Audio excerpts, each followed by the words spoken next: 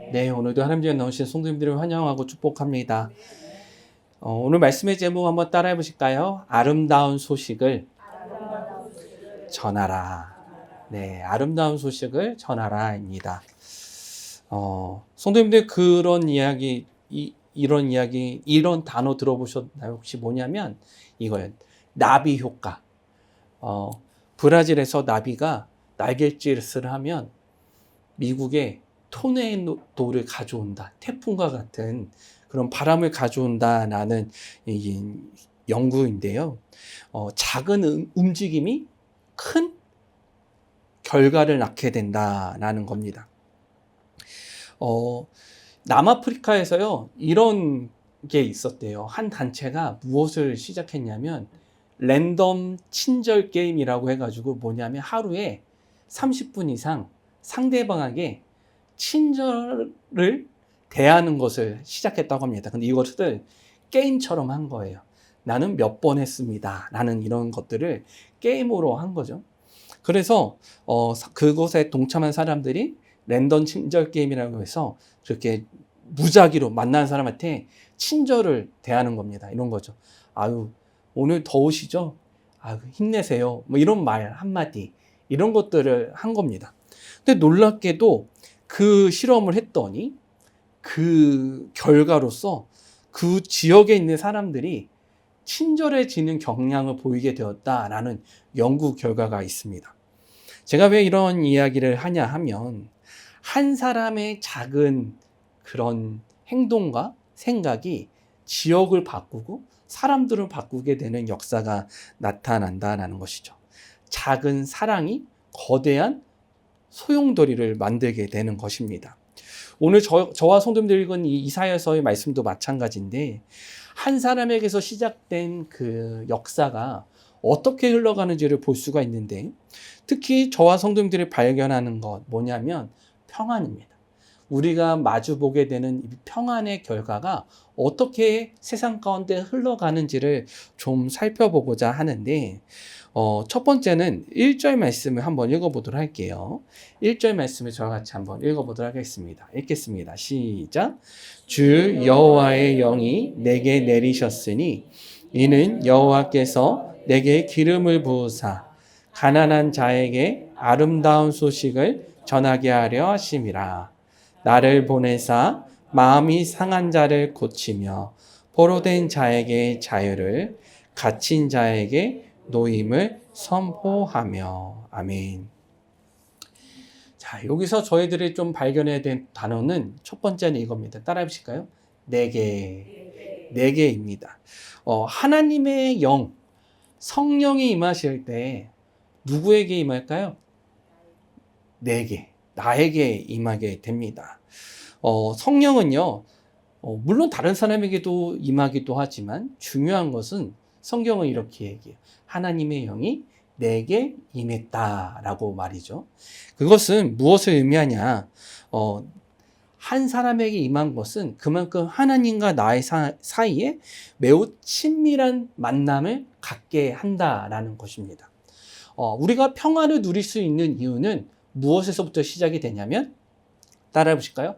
나와 하나님과의 만남. 다른 사람과 하나님과의 만남에서 시작되는 것이 아니라 나와 하나님과의 만남에서 시작되어 그 평안을 흘러넘칠 수가 있는 것이죠. 그럼 여기 성경에서 말하는 하나님의 영이 임하게 되었을 때 우리에게 부어지는 것이 있는데 무엇이냐? 따라해 보실까요? 기름 부음. 기름 부음이에요. 기름 부음은 무엇이냐? 기름을 붓는다는 것은 이스라엘에서 아주 중요한 의미가 있는데 왕을 세울 때 사용되는 단어입니다. 그러니까 왕에게 기름을 붓다라고 이렇게 이야기하는 것은 왕을 세우고 하나님의 사람으로 세운다라는 것이죠. 그리고 또 언제 기름을 붓느냐? 제사장을 세우고 선지자를 세울 때 기름을 붓습니다. 사무엘서를 보면 사무엘이 다윗을 부를 때 어떻게 기름을 붓고 나서 어떻게 하냐 하면 성경이 이렇게 얘기해요. 사무엘상 16장 13절에 이렇게 이야기합니다. 저와 같이 한번 읽어볼게요. 시작. 사무엘이 기름 뿔병을 가져다가 그의 형제 중에서 그에게 부었더니 이날 이후로 다윗이 여호와의 영에게 크게 감동되니라. 사무엘이 떠나서 라마로 가니라. 아멘. 무슨 말이냐? 기름 부음을 받게 됐을 때 어떤 역사가 일어나느냐 따라 보실까요? 하나님의 역사. 그러니까 하나님의 평화, 하나님과 만남으로 평화를 누리고 가는 성도들에게 어떤 역사가 나타나느냐? 기름 부음과 같이 하나님의 역사가 나타나는 것이죠. 그럼 그런 기름 부으심을 가지고 살아가는 성도에게 그 사명에 대해서 성경은 이야기를 하고 있는데 오늘 1절 말씀에 무엇이라고 되어 있느냐 따라해 보실까요? 가난한 자에게 아름다운 소식을 전하게 하려 함이라. 네, 가난한 자에게 아름다운 소식을 전하게 하려 함이라 라는 겁니다. 성도님들, 지난번에 제가 한번 말씀을 드렸죠. 아름다움에 대해서 잠깐 이야기를 드렸는데 아름답다라는 것은 꽤나 추상적인 이야기이기도 합니다. 그런데 중요한 것이 있어요. 이 아름답다라는 것은 우리에게 보았을 때 그리고 느끼게 되었을 때 아름답게 만드는 것이죠. 무엇이냐? 우리 가운데 아름답지 못한 모습들이 있습니다. 우리 내면의 문제뿐만이 아니라 우리 가정이나 우리 직장 가운데 그런 문제들이 있죠. 예를 들어서 이런 것들이죠. 힘들게 직장 생활을 힘들게 하시는 분들, 아니면 환자들, 아니면 그런 취업의 문을 두드리고 있는 청년들이 있습니다. 그런데 이 사람들에게 필요한 것이 과연 무엇일까요? 때로는 우리는 어떤 해결책을 제시하면서 임시 방편을 건네곤 합니다. 이런 거죠. 위로의 말이에요.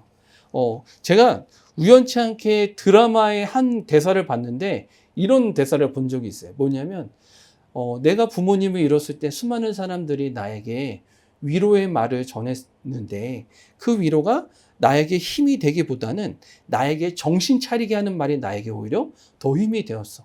그러니까 정신 차려 라는 이런 대사가 있었어요. 근데 참 저 말도 맞다라는 생각을 해보게 되었습니다. 우리는요 그런 위로의 말 아니면 그냥 상처 위에 반창고를 붙이는 격으로 말하는 경우가 있습니다. 그런데 의사가 하는 것은 좀 달라요. 뭐냐면 의사가 다친 것을 봤을 때 어떻게 하냐면 그냥 진통제만 처방하지 않습니다. 어떻게 하냐면 그것에 대한 문제를 해결할 수 있도록 치료하는 것이죠. 이사야서에서 말하는 이런 아름다운 소식은 단순히 진통제랑 반창고를 뜻하는 것이 아니라 무엇을 뜻하느냐? 병의 근원을 바꾸는 치료제하고 똑같아요. 즉 우리의 가치가 흔들리고 미래가 불안해지고 그리고 관계가 깨어지는 그런 문제 가운데 우리에게 필요한 것은 무엇이냐? 아름다운 소식인데 그것은 그 근본적인 문제 무엇에서부터 시작이 되느냐? 따라해 보실까요? 하나님과의 단절을 회복시킨다. 네. 하나님과의 단절을 회복시키는 거예요. 우리 가운데 문제가 찾아올 때 성도님들 어떤 문제가 찾아오신지 아십니까? 하나님과의 단절이 찾아옵니다. 힘들어서, 어려워서, 좌절돼서, 낭망되어서 하나님을 찾기 어려워지는 거예요. 하나님을 붙들기가 어려워집니다. 그런데 우리 가운데 하나님의 관계가 회복되어지면 우리 가운데 어려운 가운데서도 하나님을 향한 소망을 보게 되고 하나님을 향한 신뢰와 의지를 갖게 되는 것이죠. 그것이 복음이 주는 참된 자유이고 그것이 오늘 성령이 말하는 따라해 보실까요? 아름다운 소식. 네, 아름다운 소식이 되는 거예요. 우리 삶 가운데 아름다울 수 없는 부분들을 아름답게 만들어주는 하나님의 그 소식이 있는 것입니다. 그래서요, 예수님께서 700년 뒤에 이스라엘 가운데 오셔서 하신 말씀이 무엇이냐? 이런 것이죠. 나는 너희들에게 생명과 평안을 얻기 위해 이 땅 가운데 왔다. 그렇기 때문에 잠시 위안을 너에게 주려고 온 것이 아니라 너희에게 생명과 평안을 주기 위해서 왔다라고 선포하시는 것입니다. 그래서 우리 가운데 그 하나님의 그 임재하심과 평안을 누리게 된다면 우리는 우리 삶 가운데 놀라운 변화를 나타낼 수밖에 없다라고 제가 이번 연도 계속 누누이 말씀드리고 있습니다. 기억하시죠?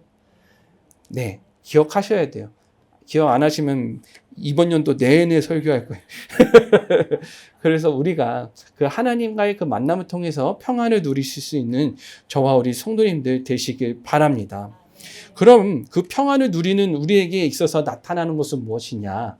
3절을 이렇게 이야기합니다. 따라 읽어보도록 하겠습니다. 읽겠습니다. 시작. 무릇 시온에서 슬퍼하는 자에게 화관을 주어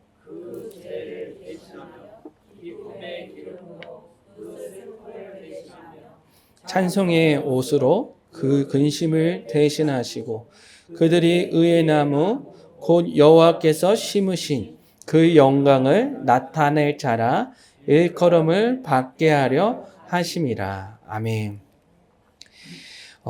여기에 보시면 어떤 단어가 나오냐면 이 대신하여라는 단어가 나옵니다. 대신하여. 무엇을 대신하느냐? 성경에 보면 이렇게 돼 있어요. 슬퍼하는 자에게 무엇을 주고 화관을 주고 그리고 죄를 대신해서 무엇을요? 기쁨의 기름으로. 제가 잘못 말했네. 슬퍼하는 자에게 화관을 주고 그 죄를 대신해서 기쁨의 기름으로 이렇게 줍니다. 무슨 말이냐면 이거예요. 성도님들 제가 한번 성도님께 말씀을 드린 적 있잖아요. 이스라엘의 옛날 이스라엘 가운데서 정말 나는 너무 슬프고 힘듭니다 라는 것을 겉으로 표현하는 방법이 있다라고 말씀을 드렸어요. 그게 뭐냐면 죄를 뒤집어 쓰는 거예요. 그러니까 죄를 뒤집어 쓰면 뭐냐면 얼굴이 허해가지고 죄에 뒤집어 써 있으면 가가지고 이렇게 물어보는 거죠. 뭐가 그렇게 힘들어? 라고 말을 하게 되어 있어요. 왜냐하면 그게 그 사람의 모습이기 때문에 그렇죠. 슬픔과 절망을 표현하는 것인데 하나님께서 그 죄를 어떻게 만드시냐? 따라해 보실까요? 화관이에요. 화관은 무엇이냐? 신랑이 결혼식에 쓰는 관을 이야기합니다. 뭐예요? 꽃의 관이에요. 이것을 이야기하는데 무슨 말이냐? 장례식장과 같은 그런 죄를 뒤집어 쓴 나의 모습이 무엇으로 대신하게 되냐면 그런 축하의 장과 같은 신랑의 화관과 같이 바뀌게 된다라고 이야기를 합니다. 이것은 무엇을 이야기하냐? 예수님의 복음이 나에게 임하게 될 때 변화가 나타나게 된다라는 것을 뜻하게 됩니다. 한 천년의 이야기를 들려드릴게요. 성경에 교회를 다니는 많은 청년들 가운데 문제들이 있어요. 어떤 문제들이 있냐면 오랫동안 신앙생활을 했던 청년들에게는 착한 사람이 되어야 되는 그런 병이 있습니다. 물론 착한 게 성품이기도 하지만 신앙생활을 하다 보면 착하게 살려고 노력하다 보니 그 마음에 병이 생기게 됩니다.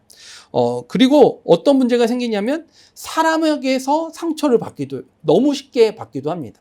물론 저희가 살아가는 이 세상이 사람에게 받는 상처가 많은 곳이기도 하지만 특히 젊은 청년들이 누리는 것은 무엇이냐? 교회라는 공동체, 신앙인 공동체에서 그런 상처를 받게 되는 것이죠. 사람에게 말입니다. 그래가지고 어떻게 되느냐? 마음의 문을 닫게 되는 거예요. 사람을 믿지 못하는 것이죠. 교회에 나와서 신앙생활을 하는데 겉으로는 웃으면서 신앙생활을 합니다. 그런데 문제는 뭐예요? 그 속은 문드러져 가는 거예요. 그 속은 잿더미와 같은 겁니다. 얼마나 기도를 많이 했는지는 모르겠습니다. 근데 어느 날 하나님의 말씀이 다가오더래요. 그리고 하나님의 음성이 들리는 겁니다. 그리고 그 음성을 통해서 변화가 시작이 되어요. 어떤 말씀이었냐면 이런 거예요. 내가 너를 내 손바닥에 새겼다라는 음성이었어요. 그 말씀이었습니다. 그래서 그 말씀을 가지고 붙들게 되었고 그 삶에 변화가 나타나는데 어떤 변화냐? 자신과 같이 사람에게 상처를 받고 상처를 입은 사람들을 치료하는 그 사람들을 지나치지 못한 사람으로 바뀌게 되는 거예요. 뭐냐면 내가 사람으로부터 상처를 받았고 내가 사람을 신뢰하지 못했는데 그래서 내가 이렇게 죽어갔는데 내가 그 하나님, 내가 그 사람들이 아니라 그 하나님으로 의지하게 되니 내가 이런 힘을 얻었다라는 것들을 그 소그룹에 있는 사람들, 그런 사람들에게 전해주게 됩니다. 그래서요, 그 청년을 통해서 많은 사람들이 너도 괜찮아질 수 있어 라는 그 힘을 얻게 되었고, 결국 무엇이 되었냐면 죄를 뒤집어 쓴 나의 모습에서 변화되어 화강과 같은 모습으로 변화되게 됩니다. 3절의 마지막 부분은 이렇게 되어 있어요. 따라해 보실까요? 그들이 의의 나무 곧 여호와께서 심으신 그 영광을 나타낼 자라 일컬음을 받으리라. 네, 무슨 말이냐 하면 이렇게 얘기해요. 우리가 변화되게 되면, 우리가 예수 그리스도의 그 하나님의 그 평안을 통해서, 하나님의 만남을 통해서 그 평안의 삶을 변화되게 되면 우리 가운데 나타나는 변화들은 결국 하나님의 영광을 나타내는 자로 일컬음을 받게 될 것이다 라고 성경은 분명하게 이야기하고 있습니다. 여기서 우리에게 정말 중요한 되게 힘이 되는 모습은 단어는 무엇이냐 따라해 보실까요? 의의 나무예요. 네, 의의 나무예요. 그러니까 의의 나무라는 것은 성도님들, 나무가 어떻게 자라죠? 자라면 위로 자라가지고 우리에게 무엇을 주냐면 열매도 주고 그늘도 주고 우리에게 유익한 것들을 줍니다. 그러니까 성경이 의의 나무라고 이야기를 한다는 것은 어느 한 곳에 뿌리를 내려서 우리에게 유익한 것들을 주는 그런 존재다라는 것을 성경은 이야기하고 있어요. 그래서 앞에 옆에 분들하고 한번 인사해 볼까요? 의의 나무이십니다. 네, 의의 나무이십니다. 네, 성도님들 의의 나무신 거예요. 그래서 우리가 그런 변화되는 삶을 살아가면 우리는 의의 나무로서 열매와 축복, 우리에게 쉼터를 제공할 수 있는 그런 존재라는 거예요. 그런 존재가 나라는 것을 믿으시는 저와 성도님들 되시길 바랍니다. 믿으셔야 돼요. 의의 나무, 의의 나무. 그러니까 그냥 뭐랄까, 의의 풀떼기 그러면 뭔가 의미가 없어 보이잖아요. 근데 의의 나무라는 것은 굳건한 그런 모습을 말을 하는 거예요. 근데 이런 의의 나무들이 모이게 됐을 때 놀라운 일이 벌어지게 됩니다. 4절 말씀이에요. 4절 말씀을 저와 한번 읽어볼게요. 시작. 그들은 오래 항폐하였던 것을 다시 쌓을 것이며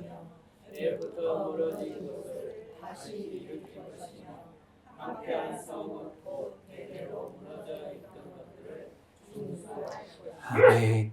아멘. 성경이 여기서 시작할 때 뭐라고 시작하냐면 따라해 보실까요? 그들은이에요. 성도님들, 제가 아까 처음에 시작했을 때 처음에는 그들이 아니었어요. 4개였잖아요. 우리 송고사님 잘 말씀하셨어요. 4개였어요. 근데 이게 뭐로 바뀌냐면 따라해 보실까요? 그들은이에요. 그들은 누구일까? 따라해 보실까요? 의의 나무들. 네, 의의 나무들이에요. 그러니까 의의 나무로 세워진 그런 나무들이 가지고 성경은 무엇을 이야기하냐? 그들이라고 이야기합니다. 그러니까 한 사람만 가지고 이야기하는 거 아니라 그런 의의 나무와 같은 의의 나무들, 그들을 가지고 이야기를 하는 것이죠. 그들이 함께 모여서 일을 하는데 무엇을 이야기하느냐? 3가지를 세워요. 3가지. 따라해 보실까요? 오래 황폐하였던 곳. 네, 오래 황폐하였던 곳을 세웁니다. 그리고 옛부터 무너진 곳을 세워요. 그리고 대대로 무너진 황폐한 성읍을 세웁니다. 이것을 저희가 성경은 무엇을 이야기하느냐? 오래 황폐하였던 것은 무엇을 뜻하냐면 우리 내면을 뜻해요. 우리 내면의 신뢰, 우리 자신이 망가지고 황폐해졌던 것들. 그러니까 우리가 서로 믿지 못하는 그런 사회를 살아가고 있어요. 지금 이 시대가. 그런데 저 사람이 내 이웃인지 아닌지 라는 그런 걱정이 드는 시대를 살아가고 있지 않아요? 성도님들 그거 있잖아요. 요즘에 이제 젊은 친구들이 이제 많이 걱정하는 게 뭐냐면 엘리베이터를 탔는데 여잔데 엘리베이터 탔는데 누가 탔냐면 남자가 탔어요. 그러면은 엘리베이터 충 버튼을 먼저 눌러야 될까 말아야 될까요? 말아야 돼요. 왜냐하면 누가 먼저 눌러야 돼요? 그 남자가 먼저 눌러야 돼요. 그런 시대를 살아가고 있어요. 그러면 이제 남자들은 난 억울하다. 그런 마음도 없는데 왜 나를 이렇게 범죄자 취급하냐. 막 그런 시대를 살아가고 있는 거예요.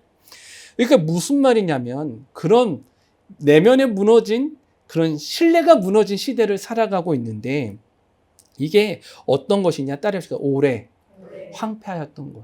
네, 오랫동안 우리의 삶, 우리의 그런 살아가는 삶의 자리가 황폐해진 거예요. 두 번째는 따라해보실까요? 옛부터 무너진 곳. 옛부터 무너진 곳. 뭐냐면 이거예요. 그 예전부터 아예 자체적으로 무너진 곳들이 있어요. 뭐냐면 우리 사회의 모습이에요. 그러니까 이런 거죠. 권력들, 명예들. 그런 것들을 하나님의 것으로 올바로 사용하면 참 좋은데 힘 있는 사람들이 더 가지고 힘 없는 자들은 빼앗기는 그런 구조들. 정직하게 살아가는 사람들이 손해보는 것 같은 그런 불공평한 사회들을 이야기하고 있습니다. 그것이 무엇이냐? 옛부터 무너진 곳이에요. 세 번째로 뭐냐? 대대로 무너져 있던 황폐한 성읍. 이것은요, 우리 가정 가운데 있는 모습입니다. 우리의 가정 가운데. 부모님의 세대에 경험했던 것들이 우리 자녀들에게도 흘러넘치는 거예요. 무엇이 있냐? 뭐 폭력이 있을 수도 있고 중독이 있을 수도 있고 아니면 뭐랄까요? 가난일 수도 있고 아니면 아픔일 수도 있어요. 그런 것들이 흘러가는 것들을 이야기합니다. 이것이 무엇이냐? 대대로 무너져 있는 황폐한 성읍을 이야기합니다. 이런 성읍들은, 이런 모습들은 사실 굉장히 무너지지 않은 견고한 모습들 같아 보입니다. 그런데 놀랍게도 우리는 희망을 가져야 돼요. 왜냐하면 여기서 이 말씀에서 우리에게 주시는 것이 있어요. 뭐냐? 이 4절에 보면 이렇게 되어 있어요. 뭐냐면 하나님께서 이것들을 해결할 것이다 라고 말을 하지 않아요. 놀랍게도 4절에 보면 그런 무너진 성읍들, 무너진 모습들에 대해서 아주 설명을 하고 있는데 그 모습들을 일으켜야 되잖아요. 일으키는데 그것을 하나님이 일으키신다라고 얘기하지 않습니다. 절대로요. 그러면 뭐라고 이야기하느냐? 따라해보시게. 그들은 중수할 것이며. 무슨 말이에요? 누가 일으켜요? 그들이. 네, 그들이. 네, 하나님이 일으키신 것이 아니라 의의 나무들, 의의 나무로서 올바로 세워진 그런 의의 나무들, 그들이 어떻게 해요? 중수한대요. 재건한대요. 일으킨다는 거예요. 그럼 아주 놀라운 거예요. 뭐냐? 하나님께로부터 참된 평안과 회복을 경험한 우리들이 바로 그 우리들이 일으킬 수 있다는 거예요. 믿으십니까? 그렇기 때문에 우리는 세상 가운데 평안의 통로가 될 줄 믿습니다. 그래서 하나님 우리가 이 무너진 세상 속에서 회복의 증거이고 재건의 일꾼이 되기를 원하신다라는 거예요. 느헤미야서를 보면 이스라엘 백성들이 가장 먼저 한 것이 있어요. 뭐냐면 성벽을 쌓는 거였어요. 근데 어떤 성벽이냐? 자기 집 앞에 그 성벽을 쌓는 거였어요. 어려운 게 없어요. 뭐냐? 내가 포로로 살다가 이스라엘로 돌아가서 성벽을 재건하기 위해서 가장 먼저 하는 건 뭐냐? 우리 집 앞에 있는 성벽을 재건하는 거예요. 거기서부터 시작이 되었더니 성벽이 세워지는 것이죠. 우리가 그냥 세상의 통로가 되어라, 평안의 통로가 되자라고 얘기할 때 중요한 것은 무엇이냐? 우리에게 맡겨진 삶의 자리에서부터 세워나가는 거예요. 그것이 하나님께서 바꾸시는 역사의 모습이죠. 의에 남으신 사랑하는 성도님들, 우리가 이 황폐한 성읍과 같은 이 세상을 세울 수 있음을 기억하시는 저와 성도님들 되시길 바랍니다. 근데 하나님은 우리에게 그런 이 세상을, 우리가 살아가는 이 세상을 살기 좋은 세상으로 만들어라 라는 것에서 끝나지가 않아요. 사실 성령을, 야 구하나 너가 살아가는 그 세상이 되게 아름다워야지로 끝나지가 않는다는 거예요. 그러면 뭐가 더 있어요? 뭐가 더 있느냐? 하나님은 5절 6절에 이렇게 이야기하십니다. 5절 6절 말씀 읽어볼게요. 시작. 외인은 서서 너희 양떼를 칠 것이요 이방 사람은 너희 농부와 포도원 지기가 될 것이나 너희는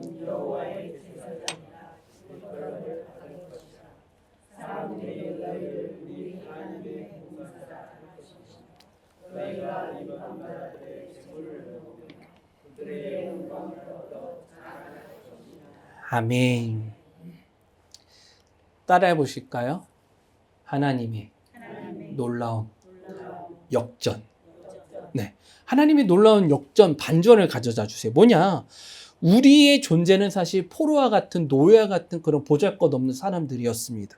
그런데 그렇던 우리가 성경에서는 뭐라고 되어 있냐면 그들의 섬김을 받게 될 것이다 라고 이야기를 하고 있는 것이죠. 어떻게 보면 멸시와 조롱의 대상이었던 존재들이 이제는 하나님의 제사장 그리고 하나님의 봉사자라는 이름을 얻게 됩니다. 이것은 그냥 우리의 존재가 바뀌게 된다라는 것을 이야기하는 것이 아니라 우리의 역할이 바뀌게 되는 거예요.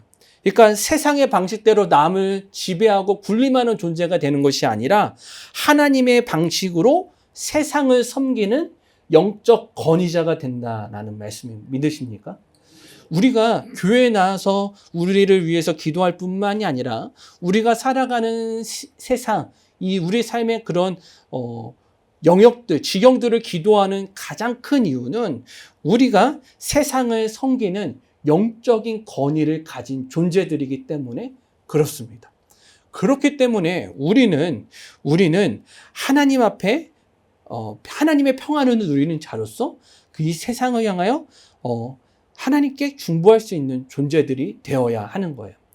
제사장이라는 뜻은 코헨이라는 히브리어에서 옵니다. 이 히브리어 뜻은 무엇을 가지고 있느냐? 따라해 보실까요? 다리를 놓는 자.